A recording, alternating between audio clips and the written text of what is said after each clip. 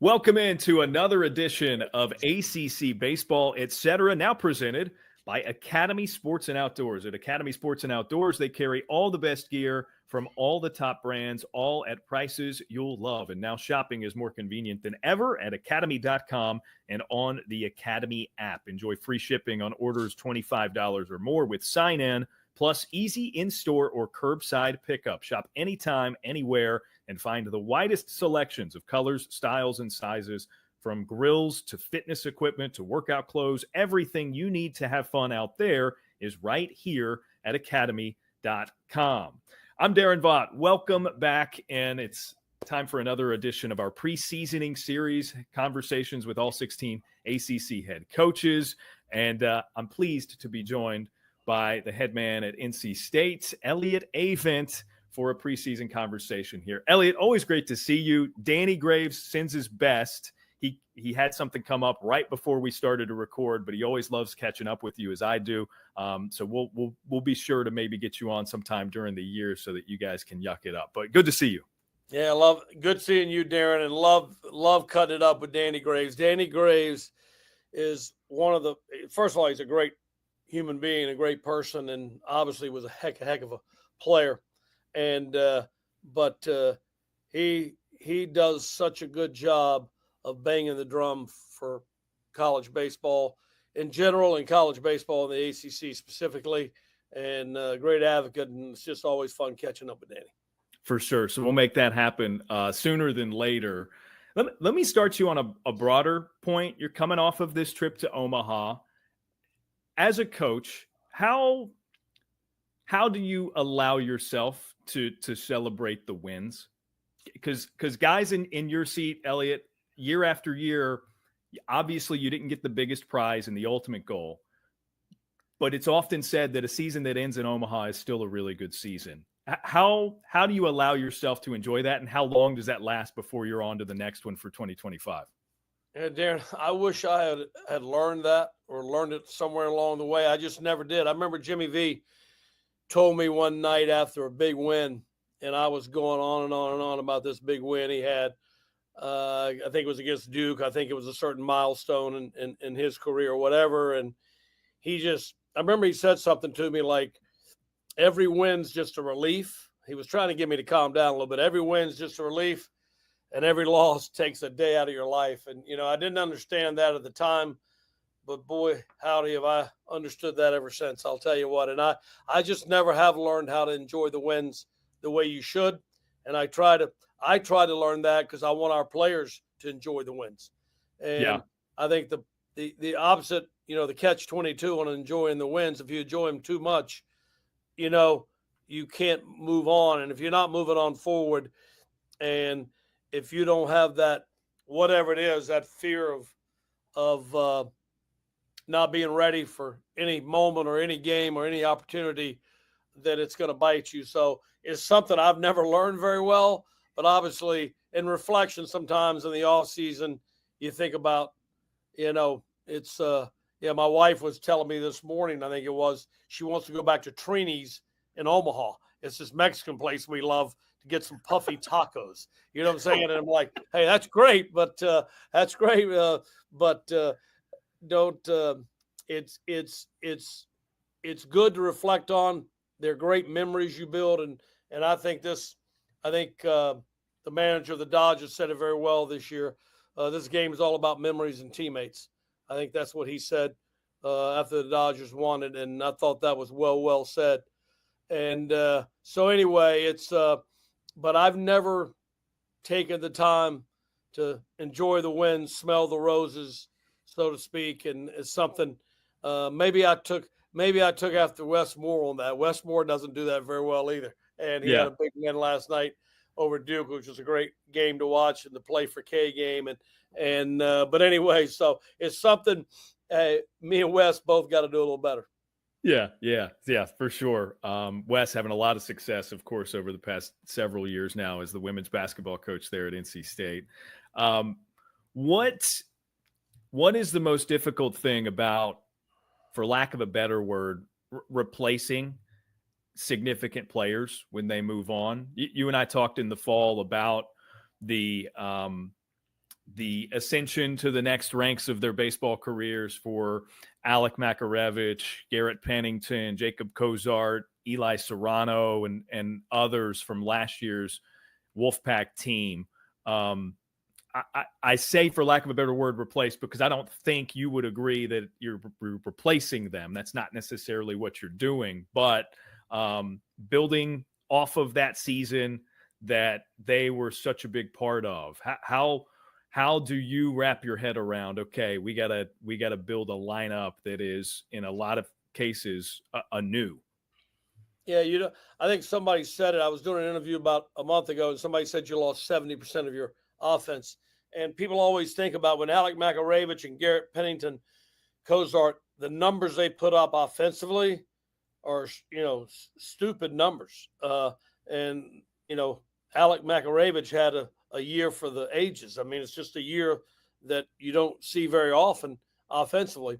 And so you think about that. I've been so spoiled here. We've had a long history of unbelievable catchers and unbelievable shortstops. And you know how important that is for a team's defense. And defense is what you're going to have to play very, very well if you're going to have a chance in this league, is you're going to have to play defense.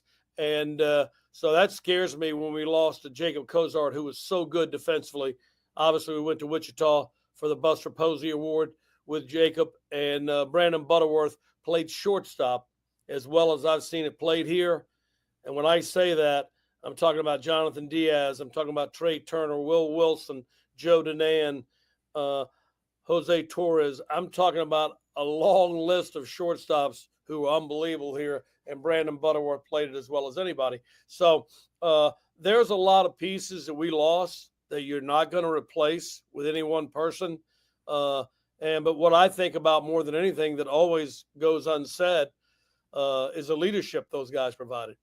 The leadership that Garrett Pennington, in 1 year, transfer from Wichita State, the leadership he provided on the field, the way he went about his business, in the locker room, the things he said, the way he carried himself, the toughness of Garrett Pennington and Jacob Cozart. Those guys played hurt a lot of the year. The athleticism and looseness of an Eli Serrano and Brandon Butterworth and then Alec Makarevich, just the way he went about his business every day. Those things often go unnoticed and unsaid. And then you're talking about our top two pitchers last year were Logan Whitaker and Sam Highfield. Sam Highfield, the mayor. So to get a name like that, only being at a place for a certain amount of time, that shows how special you were and how he carried himself and the character to which he brought to our games. And our younger pitchers got to see that every day in the bullpen, on the field, in drills. They got to see how they carried themselves and why they became great. And those are the things that probably give me the most pause right now, wondering if we're going to have that similar kind of leadership during this season, because a season in this league, there's going to be some ups and downs. And when you're having those times where there are doubts in your mind about how good you are and where we can go, you need that. You need those guys in the locker room. So I guess that's what gives me the greatest concern, because the leadership on that club last year was very, very good. Yeah. Just to piggyback on your point about the production, I had this in the fall report for you guys, and I'm glad you mentioned Butterworth because he's included in this quintet. So Makarevich, Pennington, Cozart, Serrano, and Butterworth, 75% of the team's home runs last year, 65% of runs scored and runs batted in, and almost 70% of total bases, which is, to your point, that's a lot of production, but their presence is another thing.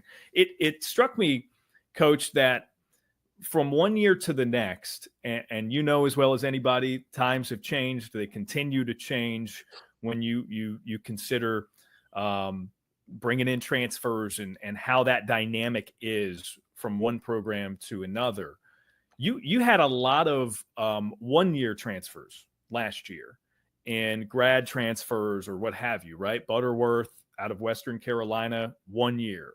Amac from ECU, 1 year. Pennington from Wichita State, 1 year. You include the guys who had been there who got drafted, Serrano and Cozart in that group as well. Is it intentional that this year with the influx of players, there are no grad transfers and it's guys that you've got potential to have for multiple years, or is that just kind of the way that it stacked up? It just kind of falls that way sometimes. It's kind of like this program has, when I came here, and we've always built through high school players. And, 25 years ago, you lost a lot of those great high school players to the major league draft. Then there was a trend and a time and place where those high school guys decided they were better off going to college and staying here 3 years or maybe 2 years and then going to the professional ranks. And so this program has always been built and always will be built around high school players' development, what we teach here, what we do. Leadership is handed down. Some guys come in here and it's kind of ingrained in them through their, their raising and through their high school teams or whatever.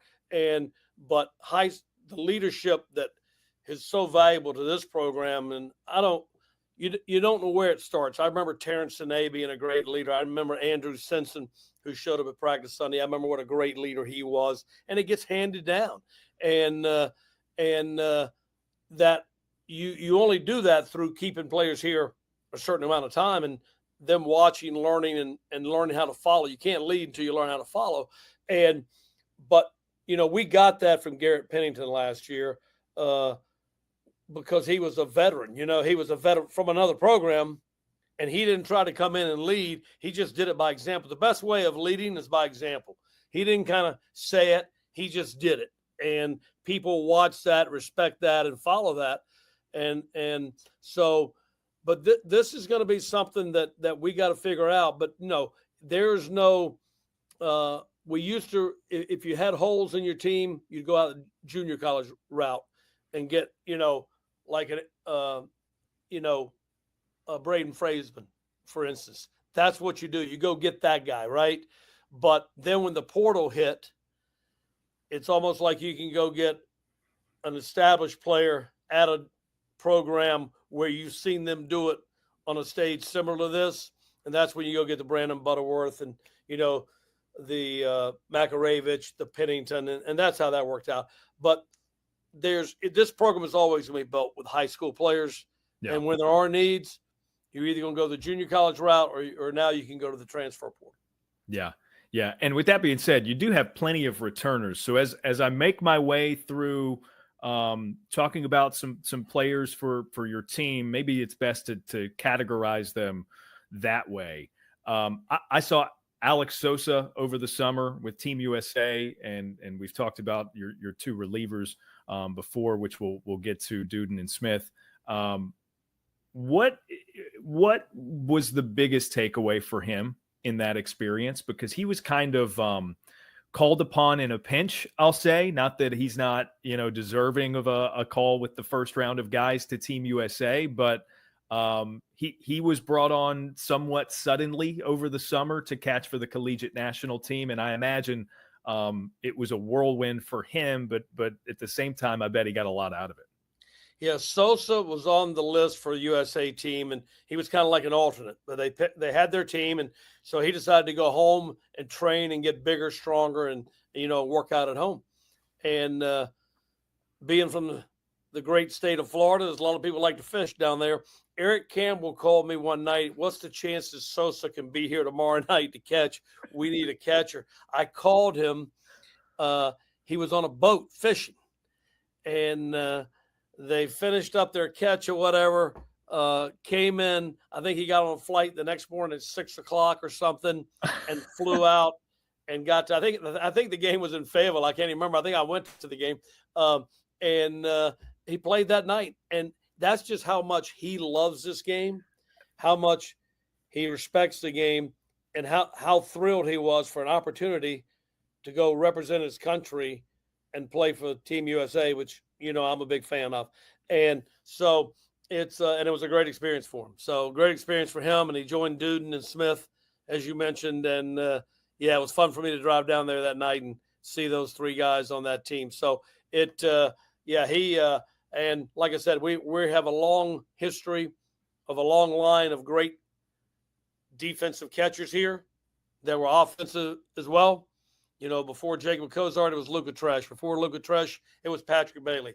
Colt Morton was a guy that played in the big leagues who caught for me from West Palm Beach years and years and years ago. We've always had great defensive catchers here, and he's going to be in that line, and he plays so hard. He's getting better, better, better. All the little things that catchers have to do because they are the quarterback of the team, so to speak, and just been really pleased with everything from Alex Sosa. Love to hear that. I'm going to get to the pitching staff later, so I'll pause on Duden and Smith. You've got some other returners in the lineup who stand to have a pretty big impact for you. Luke Nixon and Josh Hogue. Nixon started 52 games last year. Is that right? I mean, it was a lot that he played for you guys. That's a lot. It's a lot for a rookie. And it would have been a lot for Josh Hogue as well, if not for an injury taking him out for the remainder of the season at one point. First off, Hogue, is he all signs indicate ready for opening day? Yeah, all signs. Well, I talk to him every day. All signs indicate that he has worked so hard. That injury was so devastating to our team, so devastating to Josh Hogue and his family. And to see where he is today after seeing that, injury and watching what he went through for the surgery, it's just an unbelievable testament to Josh Hogue as a person, the discipline, the strength he had to have to go through some of the things he's gone through, and then the hard work of our trainer, Scott Insel. But he does such an no program can be as successful as it is without somebody in that training room that's there to help these players. And Scott Insel is there every day. He loves this game. He's as invested as anybody we have on the staff. And the day-to-day job that he did with Josh doing the work. And then Luke Buffum, specialist that comes in sometimes and helps our athletes, was unbelievable. And then Josh went home, obviously, over Christmas and some over the summer. And he had a guy there, I think his name was Tanner, who did an unbelievable job, according to Josh and Scott. And it's just so many people went in with him doing the work. So you just got to tip your hat to Josh Hogue because he looks really good right now. And it's amazing for me to see where he is, knowing what he went through. Love to hear that. Nixon was the other name I mentioned. And it occurs to me while I'm kind of sifting through the year last year and individual by individual, the sacrifices that certain guys had to make. It felt like there was a lot of that to will you guys to Omaha. There was so much buy-in, and Luke's a great example of that, right? Because injuries necessitated that he needed to go to the outfield. He's a natural infielder. And again, you said he played a lot as a rookie. That's one thing. To play a lot out of position and do the job that he did defensively there that adds to the difficulty level of having that kind of a season. So I'm sure there's got to be some relief for him that at least as things stand now, he gets to play his natural position coming into this season. Yeah, Luke Nixon's, what I like to say about Luke Nixon is what I said about Tom Sergio, who I was fortunate enough to coach my first year here at NC State, Tyler McDonough, and Luke Nixon. They're baseball players. Luke Nixon's a baseball player. That's the best way I can describe it. He plays the game the way it's meant to be played, at a level it's meant to be played at every day, not games, every day, every practice, every offseason. This young man loves baseball, and he plays it at a high level, and he's so much fun to watch. He's so much fun to coach, and all you got to do is throttle him back a little bit because he plays so hard. And I think you mentioned the sacrifice he made going in the outfield. When Josh Hogue went down, he knew we needed somebody in the outfield because he's an unbelievable outfielder. And he went out there and played outfield for us and never been out there. And I look up in Georgia, and he's in left field. You look in the World Series, he's in left field, and and he does whatever it takes. And I think he was a little banged up at the end of the year. You mentioned he played 52 games as a rookie. As hard as he plays, you're going to be banged up, but never said a word. I'd try to ask him, hey, how's the wrist? And he wouldn't even look at me. He wouldn't even answer me. He's going to be on the field. He wants to be on the field. I think it's a Nixon trait. Yep. I didn't get to see his dad play in pro ball except on TV and stuff, but I know that everybody that played with Trot, and I got to coach his older brother Chase as well. And I think it's just a Nixon trait in that family. They play the game the way it's meant to be played at a level that the game deserves. And I can't say enough good things about Luke Nixon. Yeah, Nixon led the team in stolen bases last year, as well as, fittingly, sacrifice hits. So just to bring up that word again. You've got a couple of guys who looked really good in the fall, and Drew Lanphier and Matt Hebner, who I think also stand to be regular contributors, right? Lanphier, maybe the steadiest hitter in the lineup. How would you describe his dynamic as he's progressed? Lanphier is kind of he's a baseball player too. And he has the same respect for the game and love for the game that Luke has. They just go about it two different ways. Lanphier just goes about his business, very steady. He's that guy that's always making progress. It's just at his pace and his rate, and he's a little tough on himself. I was fortunate enough to coach a player a long time ago in Team USA. You mentioned USA a while ago, Troy Tulowitzki, who was so tough on himself. And Lanphier has that same quality. He's just really hard on himself in a game that never gives you all the things you work for and think you may deserve and the time you put in. But Lanphier is a tremendous hitter. He's turned himself into an unbelievable catcher. He and Chris Hart worked so hard at that, and Chris Hart's been great at developing catchers. He took Andrew Kisner as a freshman All-American third baseman and turned him into a catcher who's in the big leagues. And, they've worked so hard, and he's done such a good job behind the plate. So he's just that steady guy that makes us better. And talk about respect. He has respect from everybody on this team because of his work ethic is so steady. It's so much every day.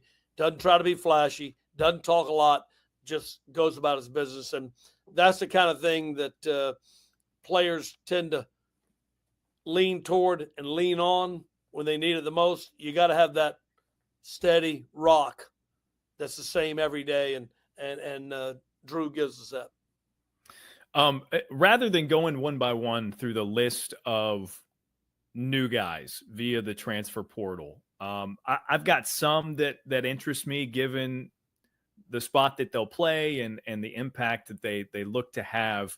But I'll leave it open-ended to you. Of the newcomers from other schools, and this could be, a D1 to D1 or a JUCO, who, in speaking to Wolfpack fans, ACC baseball fans who are maybe trying to keep an eye out for, who stands to make an impact for your team this season? Who comes to mind in that category? Well, you never know. Sometimes you have guesses, but you never really fully know it at times like this. I mean, if you'd have told me, if we were having this conversation last year, I probably wouldn't have told you Jacob Duden was going to be who Jacob Duden became, right? Sure. Yeah. And so I don't like to make too many predictions. It's not easy to play as a rookie in this league, but we've had a lot of great ones do it, I'll tell you that. And so it's doable, but you have to have the commitment and the confidence of a Luke Nixon. It's kind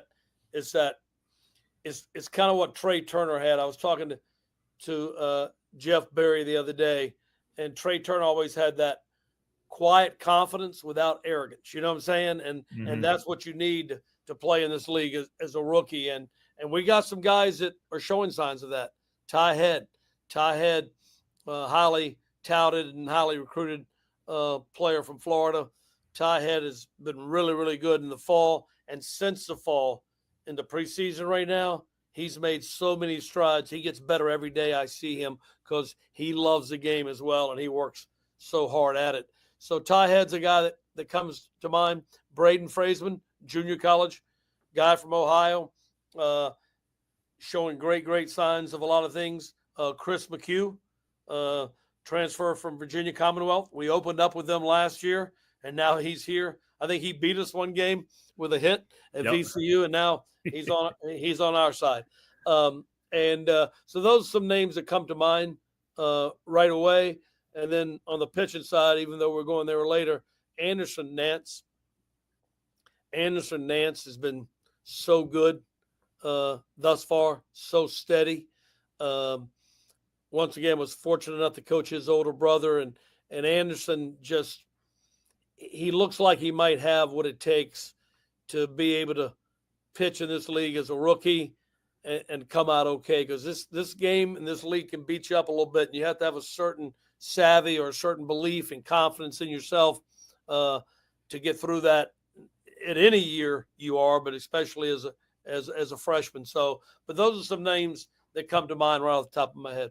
Yeah, Nance is an interesting one. I don't think we talked about him in the fall. And of course, a freshman in the fall, you're just kind of like trying to tread water, I guess, in a lot of cases, right? But and another rookie just came to my mind who I really think has a chance to be outstanding. You never know when it's going to come, but Ryder Woodson is a young man who works so hard and loves this game so much. And if you love this game, it's never work if you really love the game. You just go out and play the game, and you take ground balls and you do all the things that you have to do if you truly love this game. And I think he has that intangible about him, and he's fun to watch play. And I got a feeling he's going to continue to grow and grow. And sometimes great players grow quicker than other players, and I think he might be one of those guys. Yeah, Woodson, freshman infielder from another one of those Florida guys from Naples. So that's fun to hear. I'm interested in Justin DeCrisio as a shortstop for you guys.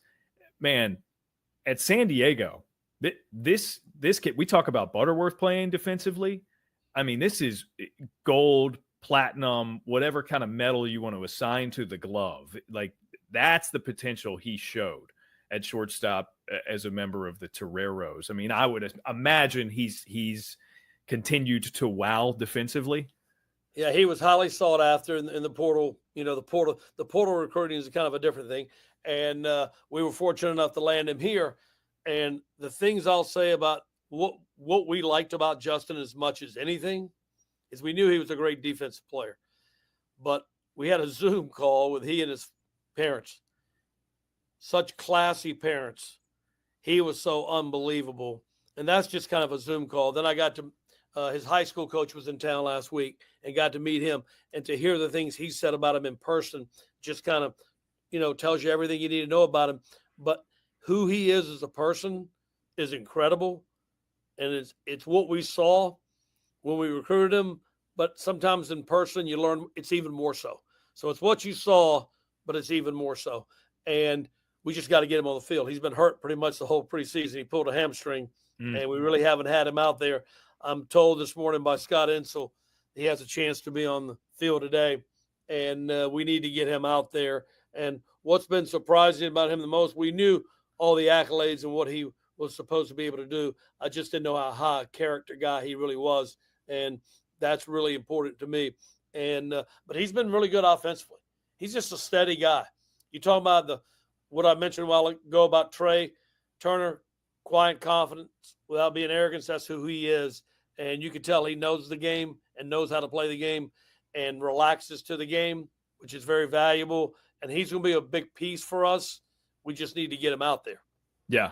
Yeah. All of that, by the way, checks out. He went to Orange Lutheran in California. They come through USA to play in the National High School Invitational a lot. So I'm familiar with that coaching staff.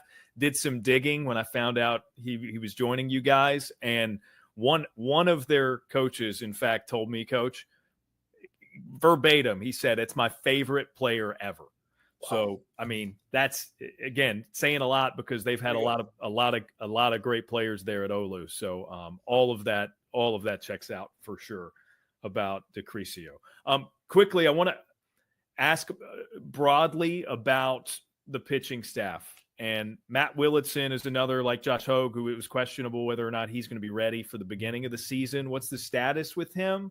And then I won't, rather than stacking two questions, I'll let you answer that, and then I'll hit you with another. Well, Matt Wilson pitched 2 innings the other day and it was unbelievable. I looked at Clint Nice. Chrysler, I said, and Scott Insel, who obviously is a part of the rehab for his injury. And I'm like, I just can't believe what I just saw. He's as good as he ever was. And it's just so amazing to me. But the big thing that I want to impress upon you right here with the Matt Wilson story is the work that he put in with Scott Insel, the work that he put in, with Clint Chrysler. And after his first outing on the mound, when he came off the mound, there was an embrace from those two guys, pitching coach to pitcher, that lasted like when your relative gets off the plane you hadn't seen in 2 years, and that hug at the airport that just seems like it lasts forever. That was a hug that lasted forever, but I could see Matt's face, and there was a little smile there, a little sense of relief, a little sense of accomplishment, and obviously a great sense of happiness. And it tells you that's what this thing's what we do. That's what we do. That's what this thing is all about. There's little snippets of success that this game will give you. It doesn't always give you success, but every once in a while it gives you something. And when it does, it's worth all the agony and all the times you go through that frustrate you. And that was a great moment for me to watch those two in that embrace. I love that so much, hearing that. Willitson, since the day he got there, has just been kind of he's a gamer, right? I mean, he's been rubber armed at certain points where, what was that? Was it at North Carolina? I had the rain game that they finished the next day, and what was it? Maybe an inning and a half left to go of that game. And he was set to be the starter for the full game that day. You sent him out there to finish the one game, take a little break, and then start the other one. And I think he went a combined 8 innings with like 13 strikeouts or something like that. I mean, just a game. He has pitched so many big games for us. That's the whole thing about Matt Wilson. He's pitched so many big games for us because he was that third starter sometimes. So it might be the, championship of the ACC tournament. It might be, the third game of a regional, third game of super regional. He's pitched so many big games for us. And so to see him come back and just to see just to see how it makes him feel. Yeah. When you accomplish something in life, I don't care if you're 2 years old and you're learning how to walk for the first time or run or whatever you're doing. When you see that sense of accomplishment in a person, it's very, very special. And, Matt's pitched so many big games for us. So it's good to have him back there. Now, how long will he be able to go early in the season will depend on what role he plays, because he's still very, very young and very early on in this stage of recovery from the injury. So we'll see how that goes. Sure. Beautiful stuff, though, to have him back with your team, a big part of the past few there in Raleigh. Okay, the back end, we alluded to it. Derek Smith, Jacob Duden, those guys were frightening for opposing lineups. I mean, dare I say, last year especially, imagine facing NC State and you're down however many runs going into the 6th, 7th inning, and they got those two to burn, right? It's got to be a luxury coming into a season knowing that you're going to have that on the back end, right? Does that just make everything else easier when you're constructing a pitching staff, a rotation, how you're going to use the guys? Yeah, it makes you more comfortable, certainly. You know what I'm saying? To know that. Of course, you got to get to the back end. You know what I'm saying? I mean, right, if you get to the back end, you're always behind. So you got to change things around. So, we got to get to that back end. And like I say, this game, no matter how often you've done it, it doesn't guarantee success. There's other teams out here in this league that have great players too. You know what I'm saying? And they're really, really good. And they got back end guys too. And so we feel comfortable back there. For one, we got to get to them. And two, they got to do it again. I mean, it's just, this game isn't that easy. No matter how often you've done it, this game is always a challenge. Whether you're a 4-year ACC guy, whatever your experience is, 10 years in the big leagues, whatever it is, it's still going out there facing the best players in the country, which we do, and having to do it again. And so we're comfortable with that. We're glad they're back. It does make you rest easy a little bit, but there's a lot of work we got to do to figure this thing out. For sure. They still got to perform. And you saying that reminds me of one last question on the pitching staff, and then I'll let you go. What have you observed about Dom Fritton's progress? I mean, to his standard, a bit of a disappointment last year, right? After having that great freshman year. I would imagine he's raring and ready to go to try to make as big an impact on this team as possible. Yeah, Dom Fritton, only reason you say it might be disappointing is because the bar, whatever bar you set for yourself, there's always a bar that determines whether, wow, this is pretty cool, or wow, that wasn't as good as I hoped for, right? If I tell you about this movie, I told Fritton, actually, Fritton had never seen The Shawshank Redemption. No way. And I told him, and Derek Smith has been telling me he had to watch it, and Fritton didn't want to watch it. So I told him, I said, Fred, you got to watch probably one of the top 5 movies of all time. You got to watch it. He texted me last night, like 10 o'clock, said, Coach, I just watched it. It's one of the best movies I've ever seen. So it's all about the bar you set for something. After I told him it was so great, Herb Sendek used to tell me I would set too many high bars. So people are always disappointed with things because I build them up so good, right? And Herb always cautioned me about that. But I was glad that Fred enjoyed the movie. But his bar after his freshman year was so high. Let's face it, he still pitched in that game against Florida in the College World Series last year. So it wasn't like he wasn't pretty good. And he did pretty good that game. He left one to Caglione, which a lot of people did that we wish we had back. But other than that, he pitched pretty doggone good. And but Fritton's, I watched their work ethic. He has worked. He made a decision to come back, which is tough for these guys to do. Could have signed. He could have signed last year, 2-year draft eligible guy. He chose to come back. He knew his work wasn't finished, and he has worked so hard to be the best version of Dom Fritton he can be, to see his body, to see how he handles nutrition and goes about his business, and just his work ethic. It reminds me of Sam Highfield, how he did things, and Logan Whitaker. It just reminds me of those guys, which he learned from watching those guys. So watching him go about his business, and he's better. He's added a pitch. He's improved some pitches, but it's still a game that sometimes we judge on the results. What is my ERA? What is my one-loss record? And sometimes they're not the only factors that I look at. And so I'm just so, happy he's back, but I'm so proud of him to watch how he came back and how he worked. Because some people come back and they go, I wish I should have done this, I've done that. You go take a tough econ test, you're like, I should be in pro ball, right? So he went about it the right way. And any success that he has this year, he's deserved. And it'll be fun for me to watch him get it. That's a good place to end on. Great stuff. I'm going to use that, by the way. I've got you guys on the D1 baseball stream in Jacksonville to week 2 of the season. I'm going to use you drawing the parallels between Dom's freshman year and Shawshank Redemption. So, the expectation was so great. You can't make a second Shawshank. So no, you really can't. It wasn't no Shawshank 2, but that tournament, I'm glad you could be down there. That tournament's unbelievable. I was talking to Steve Stroud about that tournament this morning, trying to get him to come down there to watch us play. He's such a big fan and done so much for this program and this university and this city of Raleigh. So I was talking to Steve this morning. That's a great tournament down in Jacksonville, great competition, and we're looking forward. So I'm glad to hear you're going to be down there. Yeah, I will see you there with our friends at Peak Events. Always a spectacular job done by them. Coach, great to see you. I mean, this was awesome. Always fun to talk baseball with you. I'm looking forward to the season getting underway so we can do it a little bit more frequently. Always good seeing you. You have a great rest of your day, and I'll see you soon.